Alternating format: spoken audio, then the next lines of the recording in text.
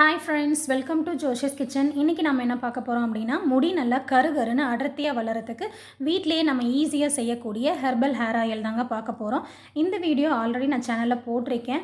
அந்த hair oil வந்து தீர்ந்துருச்சுங்க. அதனால தான் நான் மறுபடியும் எண்ணெய் காய்ச்சிருக்கேன். சரி வாங்க, இது எப்படி செய்கிறது அப்படின்றத பார்க்கலாம். செம்பருத்தி பூ, செம்பருத்தி இலை, கருவேப்பிலை, மருதாணி இது எல்லாமே நல்லா வாஷ் பண்ணிவிட்டு நான் நிழல்லையே காய வச்சு எடுத்துக்கிட்டேங்க.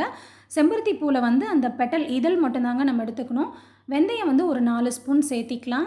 இப்போ அந்த காய வச்ச இலைகள் எல்லாமே போட்டுட்டு நம்ம நல்லா மிக்சியில் ஓட்டி எடுத்துடலாங்க. நல்லா பவுடர் ஆகிடுச்சு. தேங்காய் எண்ணெய், செக்கில் ஆட்டின தேங்காய் எண்ணெய் தான் எடுக்கணுங்க. அப்போ தான் நமக்கு வந்து பெனிஃபிட் கிடைக்கும்.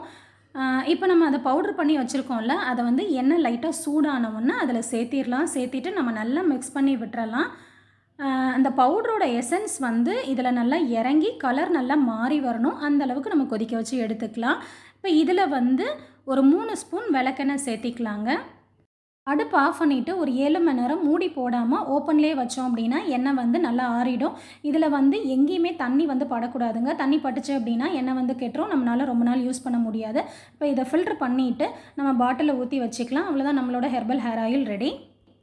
நான் தலை குளிச்சுட்டு சிக்க எடுத்தேன் அப்படின்னா உள்ளங்கை அளவுக்கு எனக்கு அவ்வளோ முடி கொட்டுங்க. இப்போ அதில் கால்வாசி தான் வருது. ஹேர் ஃபால் வந்து நல்ல கண்ட்ரோல் ஆகுது. வேலைக்கு போகிறவங்களாகட்டும், ஸ்கூல் காலேஜ் போகிறவங்களாகட்டும், உங்களுக்கு ஹேர் ஃபால் இருக்குது அப்படின்றப்போ இந்த மாதிரி எண்ணெய் தயார் பண்ணி வச்சிட்டிங்க அப்படின்னா உங்களுக்கு ரொம்பவே யூஸ்ஃபுல்லாக இருக்கும். இந்த வீடியோ பிடிச்சிருந்தா லைக் பண்ணுங்கள், ஷேர் பண்ணுங்கள். தேங்க்ஸ் ஃபார் வாட்சிங்.